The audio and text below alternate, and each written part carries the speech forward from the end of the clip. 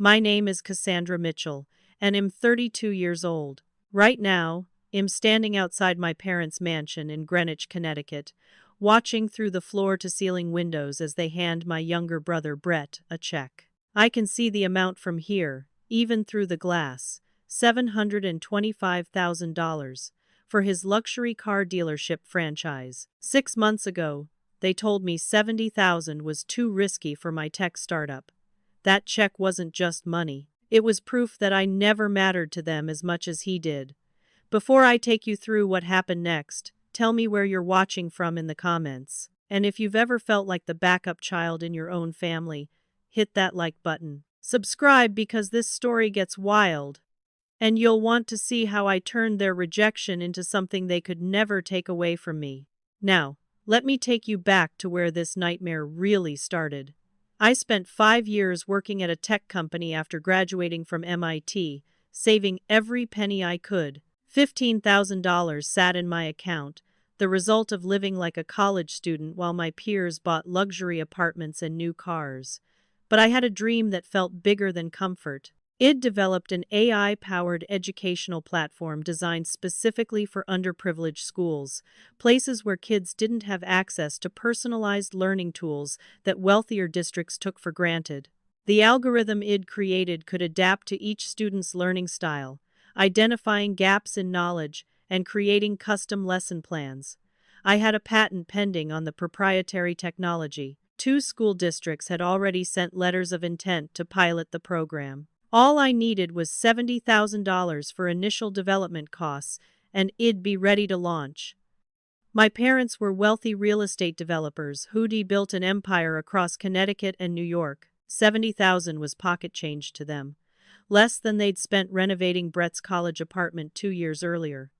I spent 3 weeks preparing my pitch, rehearsing every answer to every possible objection. My business plan was 63 pages of market research, financial projections, and testimonials from educators who'd seen my early prototypes. The projected return on investment was 300% within 3 years. Conservative estimates based on the growing edtech market. I was nervous when I asked them to set aside time for a family dinner, just the 3 of us, but I was also confident. These were smart business people. They'd see the value in what id built. I chose a Wednesday evening when Brett was away at some music festival. The dining room in their estate felt cavernous with just 3 of us at the long mahogany table. My father, Richard Mitchell, barely looked up from his medium-rare steak as I opened my laptop and started my presentation. My mother, Patricia, kept glancing at her phone, smiling at something on the screen every few minutes. I pushed through anyway, showing them the letters from school superintendents, the technical specifications, the competitive analysis that proved WED-B entering the market at exactly the right time. I explained how the platform could scale nationally, how it addressed a genuine social need while also being profitable. My voice only shook once, when I got to the funding request, $70,000 for development, marketing, and the first year of operations. My father set down his fork and looked at me for the first time that evening. "Technology is unstable, Cassandra," he said, his tone suggesting id just proposed investing in lottery tickets. "What happens if it fails? What if these school districts change their minds?" My mother nodded along, finally putting her phone face down on the table. $70,000 is a lot of money, honey. That's not something we can just hand over without serious consideration. I felt my chest tighten, the careful confidence id built over 3 weeks of preparation starting to crack. They'd spent more than that on Brett's failed music production venture last year. Money had burned through in 6 months with nothing to show for it. They'd never asked him for a business plan or questioned his ability to succeed. I tried arguing my case, pulling up the letters of intent on my screen, pointing out that I had actual commitments from real clients, while Brett had only ever had vague dreams. My father cut me off with a raised hand, the same gesture he used in business meetings to silence people who'd run out of usefulness. "We didn't build our wealth by gambling on unproven ventures," he said, his voice carrying that final, dismissive tone I'd heard him use with contractors and junior employees. "You need more experience first. Work in the industry a few more years. understand the market better, then come back to us." My mother reached across the table and patted my hand like I was a child who'd just asked for an unreasonable toy. "Your father's just being protective, sweetheart. You know how he worries about risk." I drove home to my small studio apartment that night. The contrast between my cramped 400 square feet and their 8,000 square foot estate burning in my mind like acid. It wasn't really about the money, I realized as I sat in my car in the dark parking lot. It was about what their refusal meant. They didn't believe in me. They didn't think I had what it took to build something real. Brett could chase any foolish dream and they'd fund it with smiles and encouragement, but I had to prove myself over and over, jump through hoops, meet standards that kept moving further away. I cried for about 10 minutes, then I wiped my face and made a decision. I'd build this company myself, even if it meant working 3 jobs and living on instant ramen for the next year. I didn't need their validation. I didn't need their money. I just needed to prove to myself that I could do this alone. The next 3 months were brutal.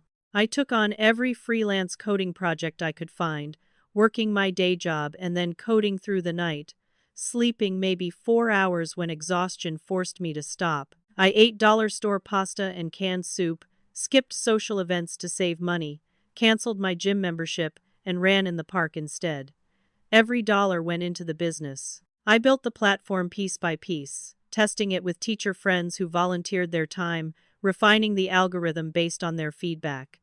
It was slow, grinding progress, but it was mine. Nobody could take it away from me or tell me I wasn't good enough. I'd show them all, starting with my parents, that Cassandra Mitchell didn't need anyone's permission to succeed. The family group chat lit up my phone on a Tuesday morning while I was debugging code, exhausted from another 4-hour night. Brett had sent a message with 3 exclamation points, his usual style when he wanted attention. "Amazing opportunity just came my way. Luxury car dealership franchise. This is the big one, fam." I stared at the screen, watching the dots appear as my mother started typing. Her response came fast, full of enthusiasm I'd never heard in her voice when I talked about my work. "This sounds wonderful, honey. Tell us more." My father's message followed seconds later. "Let's discuss this properly. Come to dinner Sunday." Well, go over the details. I typed out a message asking if we could also schedule time to discuss my updated business plan. It made real progress, had actual user data now from teacher volunteers who'd tested the platform. My message sat there, unread, for 6 hours, while my parents continued chatting with Brett about his exciting new venture. When my mother finally responded, it was a brief, "Well, see, dear, things are busy right now." Meanwhile, Brett's dealership idea was getting the full royal treatment, discussions about location scouting and market analysis and how proud they were of his entrepreneurial spirit. The same entrepreneurial spirit they'd called too risky when it came from me. Sunday came and I wasn't invited to the family dinner. I found out through Instagram when Brett posted a photo from my parents' dining room, the same room where I'd been rejected 3 months earlier. 3 champagne flutes clinked together in the shot, golden bubbles catching the light from the chandelier I'd grown up eating under. His caption read, "Celebrating new beginnings with the best supporters," with a string of emojis including money bags and sports cars. I sat on my worn couch, staring at that photo until my eyes burned. They were celebrating his business idea with champagne while my messages about my actual functioning platform went unanswered. I called my mother, trying to keep my voice steady. "Oh, Cassandra, it was just a quick business discussion," she said, her tone light and dismissive. "Very boring stuff, really. You wouldn't have been interested." Something in my chest cracked. I asked what time they'd be done, said I had something important to show them. "We're actually just finishing up, honey. Maybe next weekend." But I could hear Brett's voice in the background, loud and jovial, clearly settling in for a long evening. I got in my car and drove to Greenwich before I could talk myself out of it. When I walked through the front door, using the key ED had since high school, I found them in the living room instead of the dining room. Brett had a glossy presentation folder open on the coffee table, the kind that franchise companies give to potential buyers with stock photos and generic market projections. My mother's face went pale when she saw me standing in the doorway. Cassandra, we weren't expecting you. My father barely glanced up from the folder. Brett was just sharing his business plans with us. We were about to wrap up. They were drinking Veuve Clicquot, the expensive champagne they only brought out for special occasions. Brett met my eyes with a smirk that made me want to throw his presentation folder into their fireplace. I sat down uninvited, watching as they went through Brett's pitch. There was no business plan, no market research, no competitive analysis. Just the franchise company's marketing materials with their logo and some pie charts showing projected revenue that looked like they'd been copied from a template. Brett explained the concept like he'd invented it himself, talking about how luxury car sales were always stable because rich people always needed vehicles. My father nodded along, asking softball questions about location and inventory. My mother was practically glowing with pride, touching Brett's arm and telling him how clever he was. I couldn't stay quiet. What about the economic downturn? I asked, my voice cutting through their celebration. Luxury goods are always the first thing people cut when times get tough. What's your contingency plan? Brett rolled his eyes. That same condescending expression he'd worn since we were kids. You're just jealous, Cassie. Not everyone wants to save the world with apps. Some of us understand how real business works. My father chuckled, actually chuckled, like Brett had made a clever joke. My mother reached over and squeezed my hand. Cassandra, don't be negative. This is Brett's moment. Let him enjoy it. I left before dessert, my face burning with humiliation. In my car, I let the tears come, angry at myself for crying over people who clearly saw me as less important than my brother's whims. I'd built something real while he'd picked up a franchise brochure.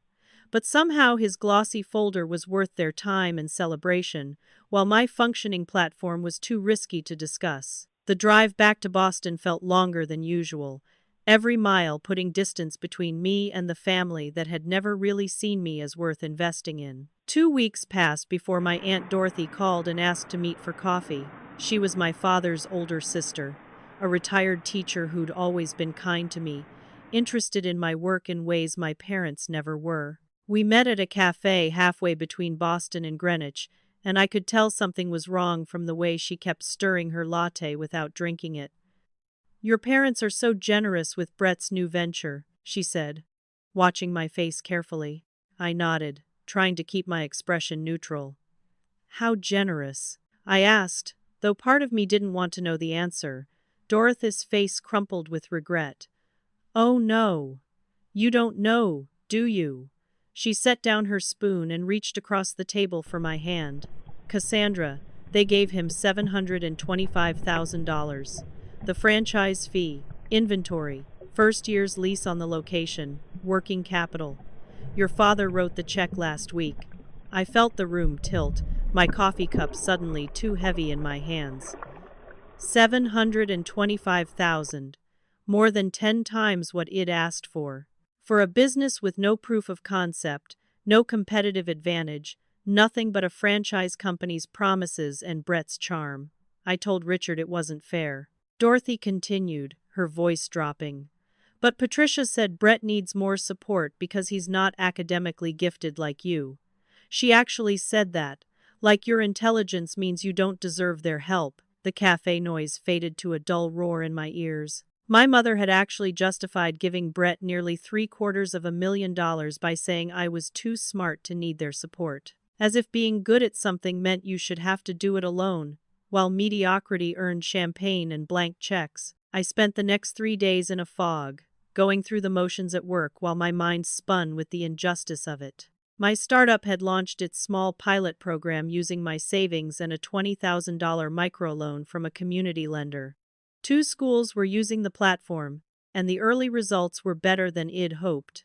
Student engagement was up 47% in the classrooms using my adaptive algorithm. Teachers were sending me messages about kids who'd been struggling for years, suddenly grasping concepts they'd always found impossible. I had proof, actual data showing that my platform worked.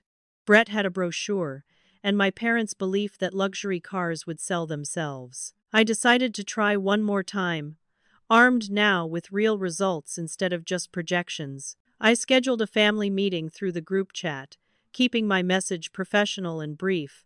I have important updates about my company. Can we meet Saturday afternoon? My parents agreed, probably thinking I was ready to admit defeat and ask for a regular job recommendation. I spent the rest of the week preparing, printing out metrics and testimonials, loading everything onto my laptop in a presentation that left no room for dismissal. Saturday afternoon, I drove to Greenwich with my materials organized in a leather portfolio my college roommate had given me for graduation. My parents were waiting in the same living room where they'd celebrated Brett's franchise purchase. I set up my laptop on the coffee table and began presenting before they could interrupt. My platform is now operational and showing measurable results. I started pulling up graphs that showed student improvement rates. I've validated the market demand and refined the product based on real user feedback. I'm here to discuss expansion funding. My father held up his hand, that dismissive gesture I'd learned to hate. Cassandra, if this is about money again, we've already had this conversation. The words came out before I could stop them.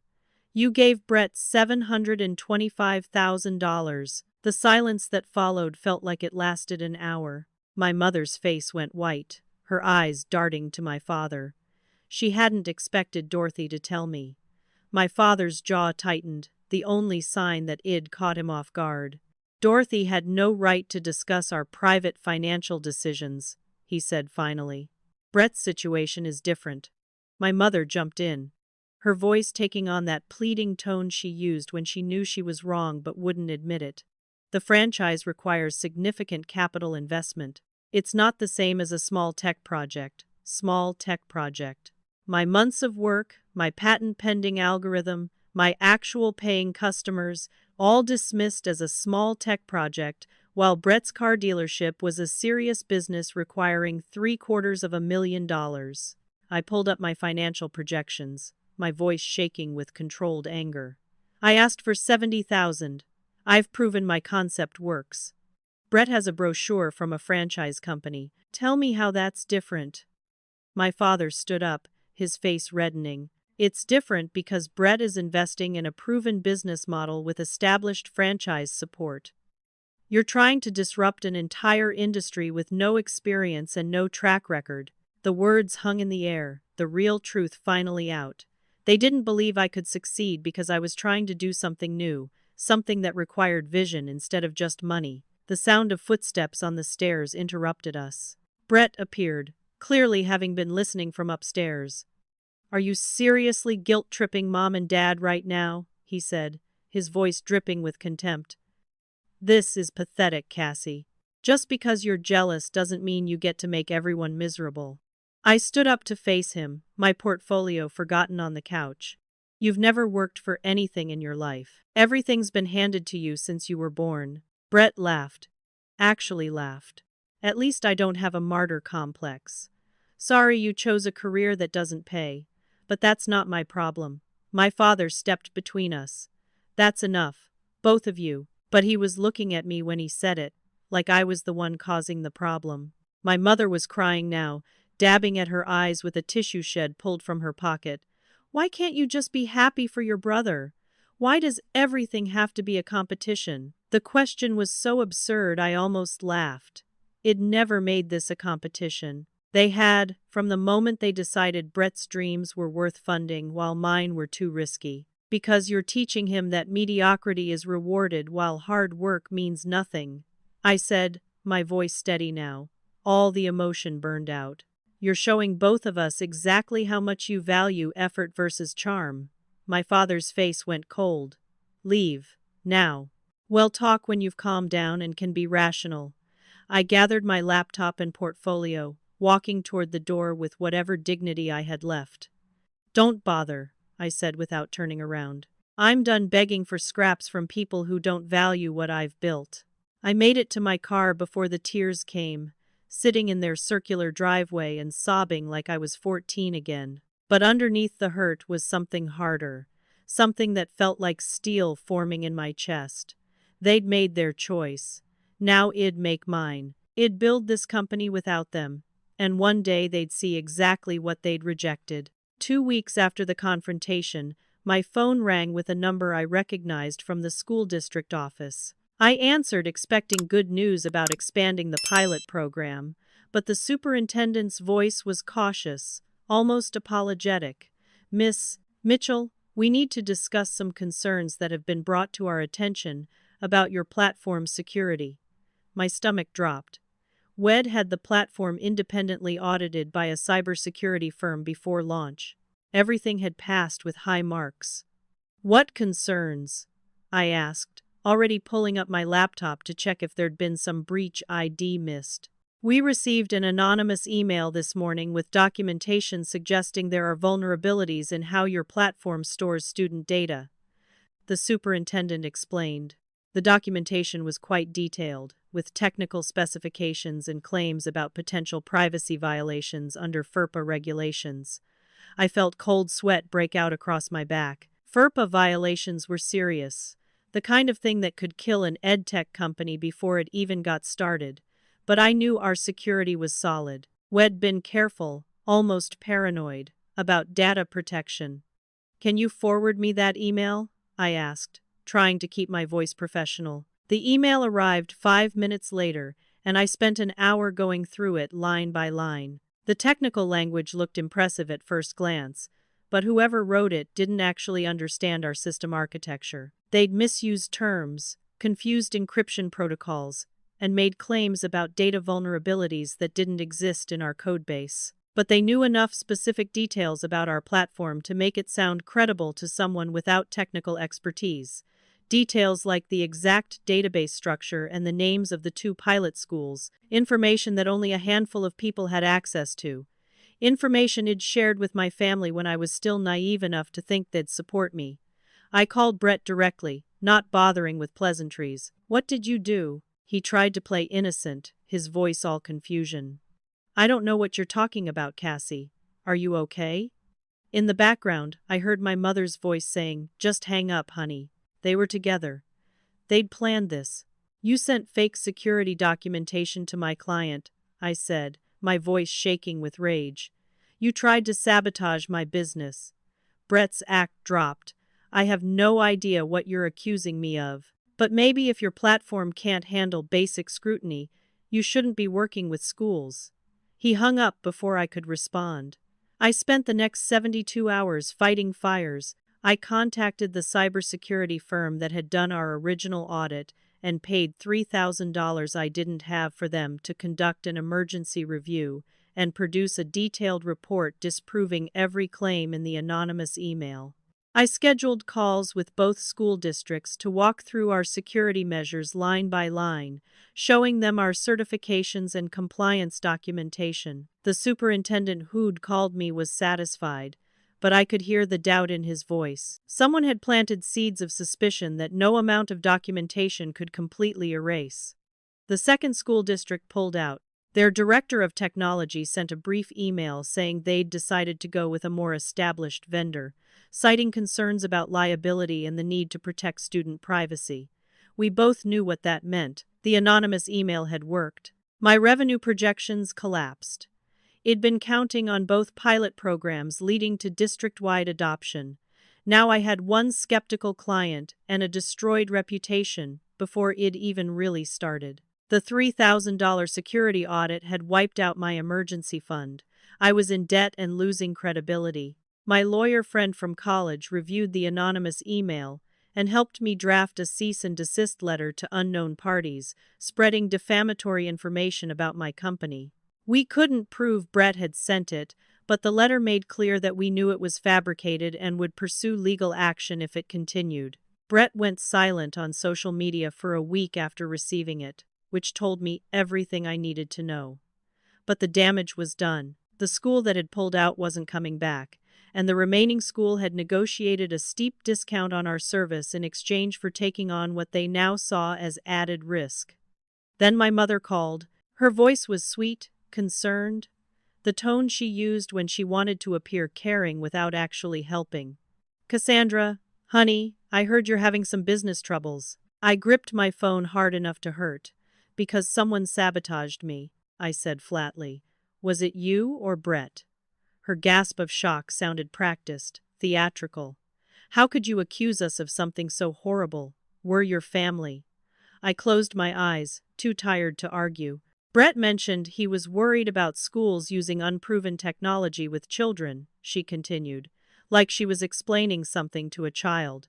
Maybe he reached out with some concerns. I'm sure he was just trying to protect those students. He sent fabricated technical documents to my clients. I said, enunciating each word carefully. He committed fraud. My mother's voice went cold. That's a serious accusation, Cassandra. You're under a lot of stress. Sometimes stress makes us see conspiracies where there are only misunderstandings. The gaslighting was so blatant I almost laughed. Maybe this is a sign, she continued, warming up again. Maybe you should consider a more stable career path. There's no shame in admitting when something isn't working out, like selling luxury cars to millionaires, I asked, unable to keep the bitterness out of my voice. Is that the stable career you're recommending? My mother sighed, that long-suffering sound shed perfected over the years. Don't be cruel, dear. Brett's dealership opens next month. You should come to the launch party. It would mean a lot to him, show family unity. I hung up without saying goodbye, staring at my phone until the screen went dark. They wanted me to celebrate Brett's success while they actively destroyed mine. The cruelty of it was almost impressive. 3 months after the sabotage, I was drowning. The cybersecurity audit costs, the lawyer fees for the cease and desist letter, and the reduced revenue from my only remaining client had created a financial crisis I couldn't code my way out of. My microloan payment was due, $2,000 I didn't have. My credit cards were maxed out from covering basic business expenses. I lay awake at night doing math that never came out right, calculating how much longer I could keep the platform running before I'd have to shut it down and declare bankruptcy at 32. Aisha, my developer partner from college who'd been helping build the platform, met me for coffee and refused to accept my resignation letter. This platform changes lives, she said, pushing the envelope back across the table. Ill work unpaid for a while. We can't quit now. Her loyalty made me want to cry.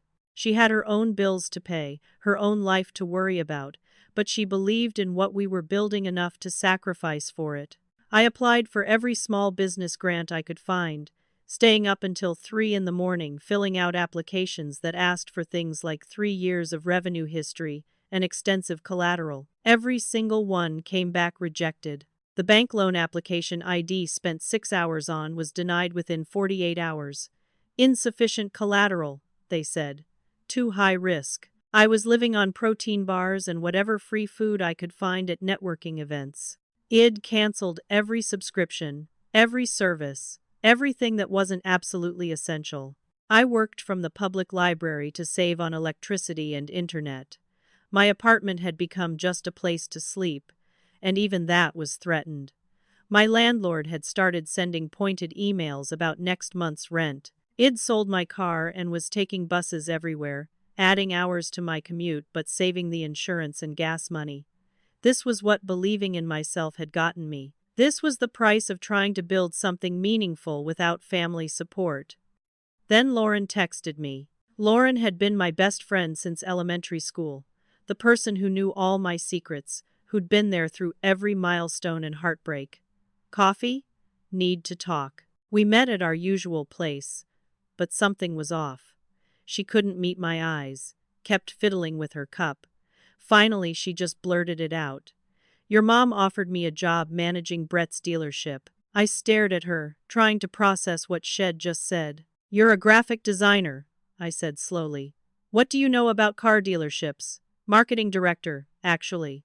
Lauren corrected, and there was something defensive in her voice. It's a 6-figure salary, Cassie. Benefits, profit sharing, the whole package. I already accepted. The coffee shop noise faded out. Lauren knew everything. She knew what my parents had done to me, how Brett had sabotaged my business, how I was barely surviving, and Shed taken a job from them anyway. You knew what they did to me, I said, my voice barely above a whisper. You knew everything, and you still took their money. Lauren's face flushed. This isn't about you, I have 80,000 in student loans. The salary is literally double what I'm making now. You can't expect me to turn that down just because you're fighting with your family." The words hit like physical blows. Fighting with my family. Like this was some petty argument instead of systematic destruction of my livelihood. "My mother is buying your loyalty," I said, standing up. "You get that, right? She's paying you to spy on me. Not everything is a conspiracy against you." Lauren's voice rose, drawing looks from other customers. "Maybe they just like me better. Maybe I'm easier to work with than their daughter who makes everything into a drama." She immediately looked like she regretted the words, but they were out there now, hanging between us. Then she said something worse. "Your mom asked me to keep an eye on you. She's worried. She said you've become obsessed and unstable, that you need help but you won't listen to family." The betrayal crashed over me like a wave. "Keep an eye on me," I repeated. "You've been reporting back to them. How long?" Lauren's silence was answer enough. I thought back over the past months, all the coffee dates where Id vented about my business struggles, all the texts where Id shared updates about the platform. She'd known about the pilot schools. She'd known about my funding problems. She'd known everything, and she'd been feeding it all back to my parents like some kind of spy. "How long, Lauren?" "A few months," she admitted, not meeting my eyes. "They asked me after your big fight. They were worried about you, Cassie. They just wanted to make sure you were okay." But I remembered now. Lauren had known about the $725,000 check before I did. She'd asked weird, pointed questions about Brett's dealership timeline. She'd encouraged me to give up on the startup and find a stable job, using almost the exact same words my mother had used. "We're done," I said, grabbing my bag. "Don't contact me again." Lauren called after me, but I was already out the door, walking fast down the street with tears blurring my vision. I'd lost my parents, my brother, and now my best friend. Everyone I'd trusted had chosen Brett's fake venture over my real work, chosen money and comfort over loyalty. I made it 3 blocks before I had to stop and lean against a building, sobbing so hard I couldn't breathe. A stranger asked if I was okay. I nodded and kept walking, because what else could I do? I had no one left to call, no one to lean on. I was completely alone. A week later, an envelope arrived at my apartment from Brett's lawyer. Inside was a cease and desist letter accusing me of spreading defamatory statements about Brett Mitchell and his business ventures. I read it 3 times, trying to understand what I was being accused of. Apparently, I'd made a post on social media mentioning family obstacles in response to a friend asking why my startup had hit rough patches. Someone, probably Lauren, had screenshot it and sent it to Brett. Now his lawyer was threatening to sue me for $10,000 in reputational damages unless I issued a public apology. I called my lawyer friend, my hands shaking so hard I could barely hold the phone. She reviewed the letter and laughed bitterly. "This is harassment, Cassie. You mentioned him once in a private post without using his name. There's no defamation here. They're just trying to intimidate you." She helped me draft a response, making clear that no defamation had occurred and that we'd countersue for harassment if they continued. Brett backed down on the legal threat, but the damage was done. My stress levels had become critical. I wasn't sleeping more than 2 hours at a time. I was having panic attacks in the library bathroom. My body was shutting down under the weight of everything. Then the remaining school district called. The director's voice was apologetic but firm. "We've decided to go with a different platform provider. Your technology is excellent, but there's too much drama surrounding your company." They'd chosen one of my competitors, a well-funded edtech company backed by venture capital that could undercut my prices and promise stability I couldn't offer. I thanked her for the opportunity and ended the call, then sat in my silent apartment staring at nothing. My startup was dead. 6 months of work, every dollar I had, all my dreams of making education more equitable, gone because my family had decided I didn't deserve to succeed. 4 months after getting his $725,000 investment, Brett's dealership held its grand opening. Mitchell Luxury Motors, with my father's name prominently displayed on the building like a monument to family legacy. The grand opening was the social event of the season in Greenwich, complete with local news coverage, champagne fountains, and minor celebrities I recognized from reality TV shows. I watched it all unfold on social media, each post a fresh wound. I hadn't been invited, of course. It'd ceased to exist as far as my family was concerned.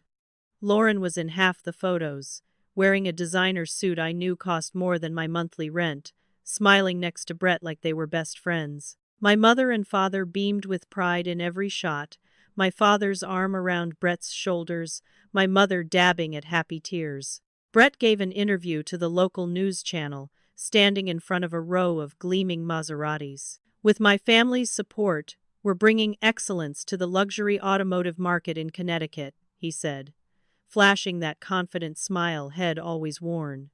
No mention of the $750,000. No acknowledgement that Head been handed this opportunity on a silver platter. He took credit for building from the ground up, and no one corrected him. I sat in my apartment eating instant noodles, scrolling through the launch party photos until I couldn't take it anymore.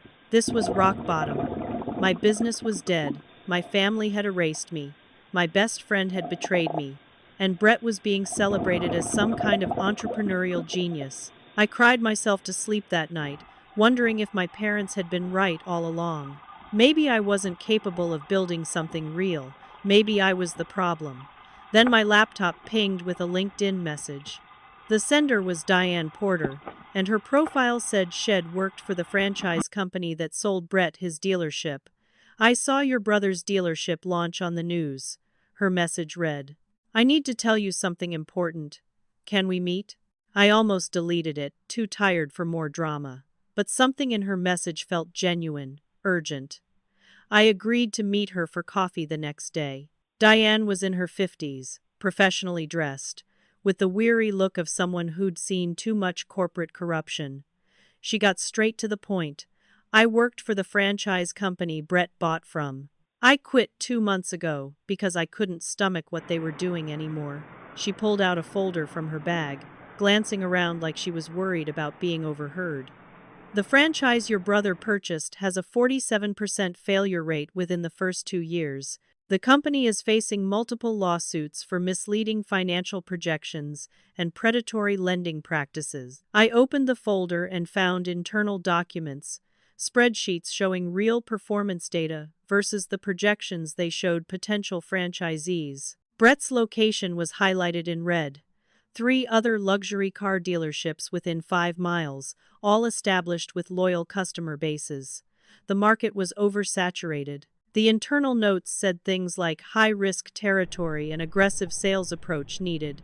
Diane pointed to a financial projection buried in the documents. On average, franchisees in locations like your brother's lose about $200,000 in their first year. Most need additional capital injections to survive past 18 months. Why are you telling me this? I asked, still processing what I was seeing. Diane's face was grim. Because I watched your brother's interview. He has no idea what he's gotten into. The franchise company specifically targets people like him, wealthy families with more money than business experience. They make it look easy, hide the real numbers, and collect their franchise fees before the truth comes out. I kept these documents because I knew eventually I'd need to blow the whistle. Your family threw away $750,000 on a scam.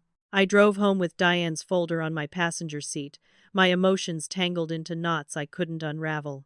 Part of me felt vindicated. It'd been right about Brett's venture being risky, right that he had no business plan or real understanding of the market. But another part of me felt sick. My parents were going to lose everything they'd invested. Brett was going to fail, publicly and expensively, and I had the power to warn them, to maybe save them from financial disaster.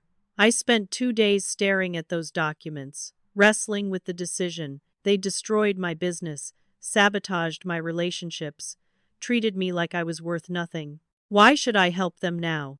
But Aunt Dorothy's voice echoed in my mind.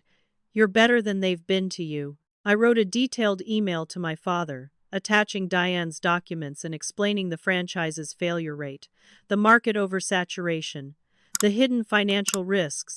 My subject line was simple: important information about Brett's franchise. 3 days passed before my father responded. His email was 2 sentences long.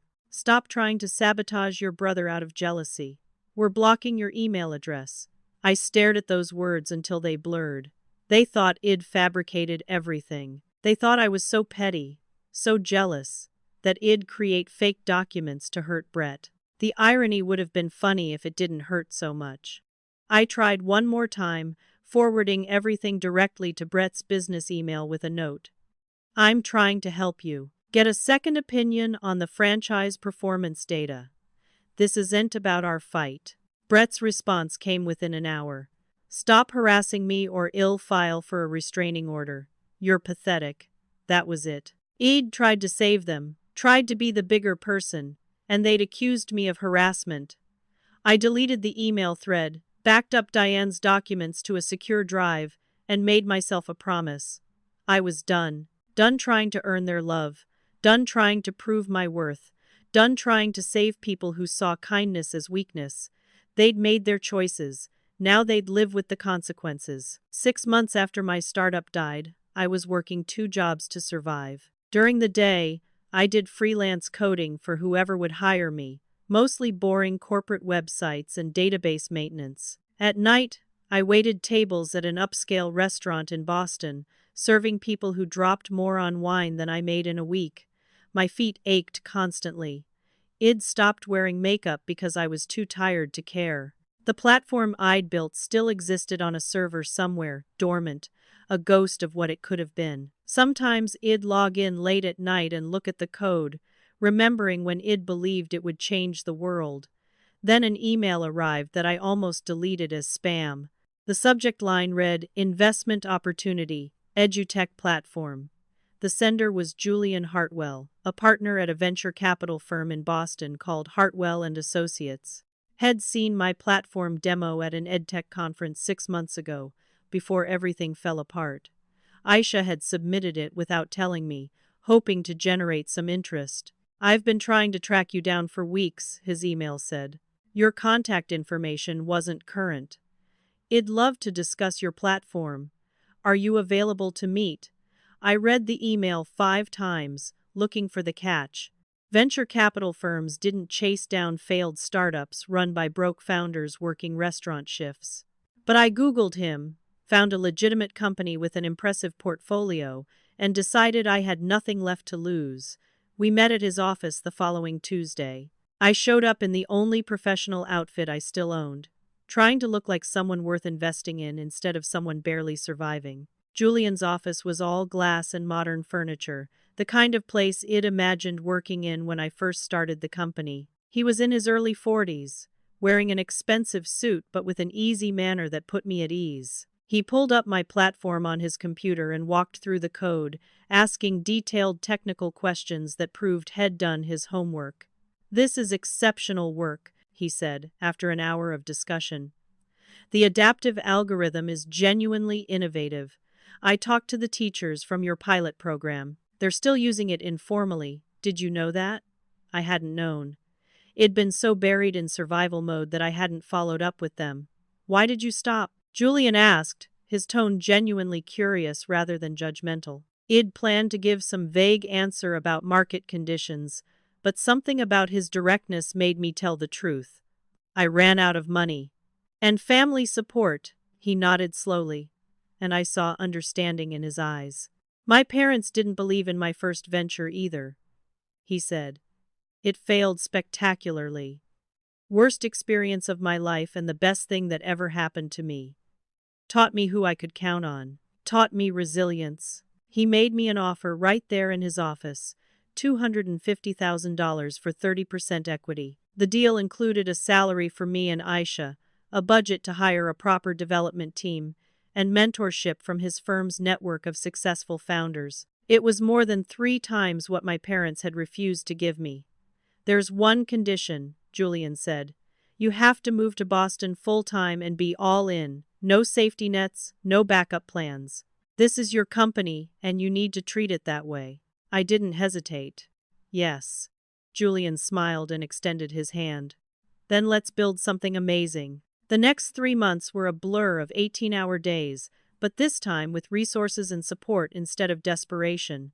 We hired 5 developers, all talented people who believed in the mission. We relaunched the platform with proper funding for marketing and sales. Within weeks, we had partnerships with 12 school districts across Massachusetts.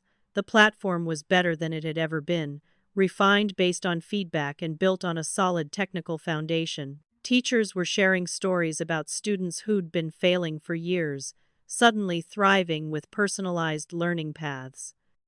Local Boston news picked up the story. Homegrown ed tech success, the headline read. They interviewed me about building the company, about believing in yourself when others don't. I didn't mention my family specifically, but anyone who knew me would understand what I meant when I talked about overcoming obstacles and finding the right support system. The interview aired on a Thursday evening. My phone stayed silent. My parents didn't call. 5 months after Julian's investment, we were profitable. Revenue projections hit $2 million for the year. WED expanded into Rhode Island and New Hampshire. Major education companies were reaching out about acquisition possibilities. I declined every offer. We're just getting started. I told Julian, and he agreed. We were changing lives, reaching kids who'd been written off by traditional education systems. The platform my parents had called too risky was now valued at $12 million based on recent acquisition offers. I saw through industry contacts that Brett's dealership was struggling. Had only sold 11 cars in his first 6 months. The franchise required selling at least 6 per month to break even. The inventory costs alone were bleeding money. Industry rumors suggested Head already gone back to my parents for additional funding. Diane's projections had been accurate. The dealership was failing exactly as Shed predicted. I felt no satisfaction, just a deep sadness at the waste of it all. $725,000 burned, because my parents valued appearance over substance. 8 months after Julian's investment, my mother called. Not my old cell number, which I'd changed, but my office line at the company. My assistant transferred the call before I could say no.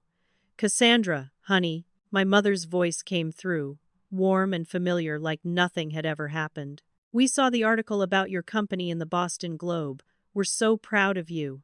I closed my eyes, gripping the phone. "Are you?" I said. "Not a question." "Of course we are," she continued, oblivious or deliberately ignoring my flat tone. "We always believed in you, sweetheart. You know that." The gaslighting was breathtaking. They'd actively destroyed my business, funded my brother's sabotage, and now they were rewriting history like supportive parents. "Your father wants to discuss investment opportunities," she said. And there it was. They didn't want to celebrate my success. They wanted in on it. "I have all the investors I need," I told her, keeping my voice professional. "Family should be part of family successes," my mother said. And I heard desperation creeping into her voice. "Cassandra, we're having some financial difficulties. Brett's business hasn't performed as well as WED hoped," the truth finally coming out. "We were hoping you might be able to help, maybe a loan to help us through this rough patch." I let the silence stretch, making her uncomfortable. Finally I asked, "How much?" $150,000, she said quickly, like she'd been waiting for me to ask. "Just to stabilize things. We'll pay you back with interest, of course. It's just temporary." 150,000, more than twice what I'd originally asked them for. More than they'd claimed was too much to risk. And now they wanted it from me, after destroying my first attempt to build this company. "I'll think about it," I said, and hung up before she could respond. I flew to Connecticut the following Saturday. Julian came with me as my financial advisor, moral support more than anything. We met at my parents' house, the mansion that had once felt like home and now just felt like a museum of my childhood disappointments. Brett was there, looking older than his 28 years, stress evident in the lines around his eyes. Lauren sat next to him. Her designer confidence dimmed. She couldn't look at me. The whole family gathered around the same dining table where this had all started. My father began with his business voice, the one he used in boardrooms. We appreciate you coming, Cassandra. Your mother explained our situation. I gestured for him to continue, pulling out my tablet. Tell me exactly what happened. Brett's confession came out in pieces. The dealership had lost $380,000 in 10 months. He needed immediate capital injection or he'd lose the franchise rights, and the inventory would be repossessed. They'd already put in another $100,000, mortgaging 2 of their investment properties. They were over-leveraged and out of options. We just need a bridge loan, my mother said, tears already forming. Family helps family, right? We've always been there for each other. The rewriting of history was so blatant I almost laughed. Like when I needed help, I asked quietly. My father shifted uncomfortably. That was different, Cassandra. I pulled up my company's financials on my tablet and turned it to face them. How was it different? Because my business was actually viable. The numbers spoke for themselves. Revenue of $2.3 million in 8 months. Current valuation of $12 million based on recent acquisition offers. 300 schools using the platform. Featured in Forbes, Boston Globe, Education Week. Everything they'd said was impossible. Everything they'd called too risky.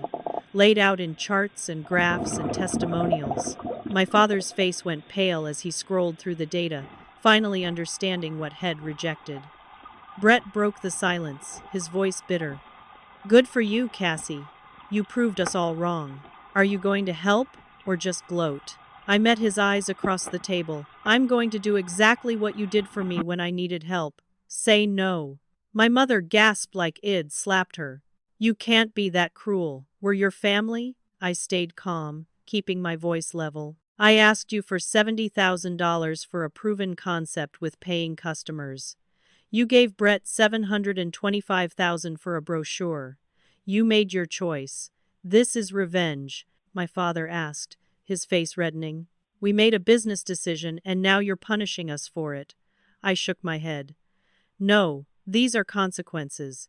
You taught me that family love is conditional, that support goes to the child who needs it least. You taught Brett that he could destroy someone else's work without accountability. These are the lessons you wanted us to learn. I pulled out the folder Diane had given me months ago, sliding it across the table. Brett, you sabotaged my business. You sent fake security documents to my clients. His face went white. The evidence was all there. The emails traced back to the coffee shop near their house. The technical language that matched his amateur understanding of software. I could have sued you, I continued. I didn't, because I'm not vindictive. I just wanted to build something meaningful. I turned to my parents. I warned you about the franchise. I sent you detailed documentation showing it was a failing business model. You blocked my email and accused me of harassment. My father started to interrupt, but I held up my hand. You thought I was lying to hurt Brett. You were so convinced I was the problem that you ignored evidence that could have saved you $900,000. Julian, who'd been silent until now, spoke up. Cassandra's one of the most ethical entrepreneurs I've worked with. She tried to save you from this disaster even after what you did to her. Your loss isn't just financial. You lost a daughter who would have made you proud if you'd let her. My mother was openly crying now, but I felt nothing. The tears that used to manipulate me, that used to make me fold and apologize, were just water on a face. I stood up, gathering my tablet. I didn't come here to help. I came here to tell you that I'm done. Done trying to earn approval from people who'll never give it. Done being the backup child while Brett fails upward. Done pretending we're a family when you've never treated me like I belonged. My mother reached for my hand. We're your parents, Cassandra. You can't just walk away from us. I looked at her, really looked at her, and saw someone I didn't know anymore. Then you should have acted like parents, I said. You should have believed in me even a fraction as much as you believed in him. I walked to the door, Julian following. Lauren called out, Cassie, wait. I stopped but didn't turn around. I'm sorry, she said, her voice small. I know that doesn't fix anything, but I'm sorry. I nodded without looking back. Some apologies come too late to matter. Outside, sitting in Julian's car, I felt something lift off my shoulders. 50 pounds of expectation and disappointment and desperate need for their approval, just gone. Julian squeezed my hand. "You okay?" he asked. I smiled, and it felt genuine for the first time in months. "Yeah," I said. "I really am." 3 months after walking out of my parents' house, I still hadn't heard from them. Through Aunt Dorothy, I learned that Brett's dealership had filed for bankruptcy. The franchise company repossessed everything, the inventory, the lease, even the furniture in the showroom. My parents were forced to sell their vacation home in Nantucket to cover the remaining debts. Total loss. Approximately $900,000. Nearly $1 million burned on Brett's ego and their unwillingness to see reality. Dorothy was sympathetic but honest. "They're finally understanding what you tried to tell them," she said over coffee. "Too late, but they understand." My father called once. I saw his name on my phone and let it go to voicemail. His message was brief. "Cassandra, it's your father. We need to talk. Please call me back." I deleted it without listening to the rest. Lauren sent an email. 5 paragraphs of apologies and explanations. How Shed lost her job when the dealership closed. How Shed made terrible choices. How she hoped we could eventually be friends again. I didn't respond. Some bridges, once burned, can't be rebuilt. Some people prove through their actions that they'll always choose the easier path over loyalty. My company kept growing. We expanded into Rhode Island and New Hampshire, then Connecticut, ironically enough. 23 people worked for the company now. Brilliant developers and educators and salespeople who believed in the mission. We'd been featured in Forbes' 30 Under 30 list for education innovation. Reporters asked me about building a company from nothing, about overcoming obstacles. I talked about resilience and finding the right support systems, about believing in your vision when no one else does. I never mentioned my family by name, but the people who needed to understand did. I started seeing a therapist, finally dealing with decades of being the backup child, the one who had to prove herself while Brett coasted on charm. Dr. Sarah helped me understand that their rejection wasn't about my worthiness. It was about their values being fundamentally misaligned with mine. They valued traditional markers of success, appearances, the easy path. I valued innovation, impact, doing things that mattered even when they were hard. Brett fit their image of success because he wanted the same shallow things they did. I never would have fit, no matter how hard I tried. Julian and I started dating, a slow development from business partners to friends to something more. He understood my drive because he shared it, understood my wounds because he had his own. We'd both built companies from the ashes of family disappointment. We both knew what it cost to choose yourself over their approval. He made me laugh again, reminded me that success was sweeter when you shared it with people who'd believed in you from the start. A message came through the platform one evening while I was working late. It was from Mrs. Rodriguez, one of the teachers from my original pilot program, the one that had been sabotaged. "Miss Mitchell, I need you to know what your platform has done. 3 of my students who were failing every subject are now on the honor roll. They were about to be held back a grade. Now they're thriving. You changed their lives." I sat in my office and cried, but this time they were good tears. This was why Eid started the company, not for money or revenge or even to prove my parents wrong. For kids like Mrs. Rodriguez's students, kids who needed someone to believe they could learn if given the right tools. I started a scholarship fund through the company, money set aside to give opportunities to students from low-income families, kids who reminded me of myself, fighting for chances that should have been given freely. I called it the Second Chance Scholarship because everyone deserves another shot, even when the first one doesn't work out, especially then. We gave out 50 scholarships in the first year, full rides to summer coding camps and college prep programs. Each recipient got a letter from me explaining that someone had once told me I wasn't worth investing in, and that the person who said that was wrong. A year after the confrontation, an envelope arrived at my office with my father's handwriting on it. I almost threw it away unopened, but curiosity won. Inside was a letter, 3 pages in his careful script. "Cassandra, I was wrong. About everything. He admitted that he and my mother had made their decision based on fear and favoritism, that they'd always found Brett easier because he was simpler, less challenging, less likely to question their choices. "You were always so independent," he wrote. "We thought you didn't need us. We didn't understand that everyone needs their parents to believe in them." He wasn't asking for money. The letter made that clear. He was asking for forgiveness, someday, when you're ready. He acknowledged the sabotage, Brett's role in destroying my first company, their role in funding and enabling it. We raised him to believe he deserved everything without earning it. That's on us. We're selling the house, downsizing. Brett is working at a regular job for the first time in his life. We're learning lessons we should have taught him years ago. The letter ended with, "I understand if you never want to see us again. I just needed you to know that I see now what we couldn't see then. You were always the stronger one." I sat with that letter for a week, reading it multiple times, processing feelings it buried under work and success. Dr. Sarah asked me what I wanted. Did I want reconciliation? Did I want them in my life again? I thought about it honestly. Part of me wanted parents who were proud of me, who'd been there from the start. But that wasn't reality. Reality was that they'd failed me when I needed them most. An apology couldn't erase that.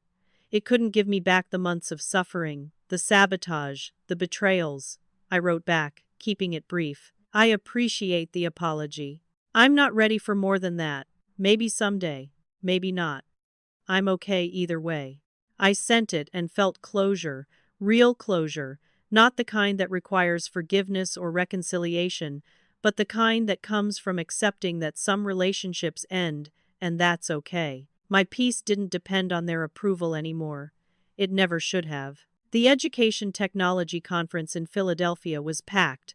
Hundreds of educators and entrepreneurs gathered to discuss the future of learning. I was the keynote speaker, invited to talk about building success without traditional support systems. Standing on that stage, looking out at all those faces, I felt the weight of how far I'd come. My family rejected my business idea. I began, and the room went quiet. They said it was too risky. They funded my brother's venture instead, nearly $1 million for a business that failed within a year. They sabotaged my company when I built it anyway. And through all of that, I learned the most important lesson of my life. I paused, making eye contact with people in the front row. Their no said more about them than it said about me, and I decided that my belief in myself was enough. The applause started before I'd finished the sentence, building to a standing ovation that made my eyes sting with tears. After the speech, a young woman approached me during the reception. She looked about 25, nervous but determined. "How did you keep going when everyone said no?" she asked. "How did you not give up?" I thought about all the nights crying in my car, the instant ramen dinners, the terror of watching my dream die. I thought about finding out Brett had gotten 10 times what they'd refused me, about Lauren's betrayal, about standing in my parents' house and finally choosing myself. I realized their opinion of me was based on who they were, not who I am, I told her. And I decided to build something so meaningful that their approval stopped mattering. The best revenge isn't proving them wrong. It's building a life so good that whether they acknowledge it becomes irrelevant. She thanked me with tears in her eyes and walked away. I checked my phone and saw a text from Aisha. "California School District just called. 50 schools want the platform. We're going national." I smiled, slipping my phone back into my pocket. This was the life I'd built without my family's support, without their belief, without their money. And it was better than anything they could have given me. Not because of the success or the money or the recognition, but because I'd done it myself. Because I'd proven to the only person who mattered, me, that I was worth investing in. Julian found me on the conference center balcony, looking out at the Philadelphia skyline. "Ready to go?" he asked, sliding his arm around my waist. I leaned into him, feeling grateful for the family I'd chosen, the people who'd believed in me when it mattered. "Yeah," I said. "Let's go home." So tell me, have you ever had to choose between family approval and following your dreams? Drop a comment below and let me know your story. If this resonated with you, smash that like button and subscribe to this channel because I share real stories about overcoming family obstacles and building success on your own terms. Share this with anyone who needs to hear that they don't need their family's permission to chase their dreams. Thank you for listening to my story. I hope it reminds you that you're worth investing in, even if the people who should have believed in you first didn't see it. Keep building your dreams. Keep proving yourself right. And remember, the best revenge is success that makes their opinion irrelevant. Until next time, believe in yourself even when no one else will.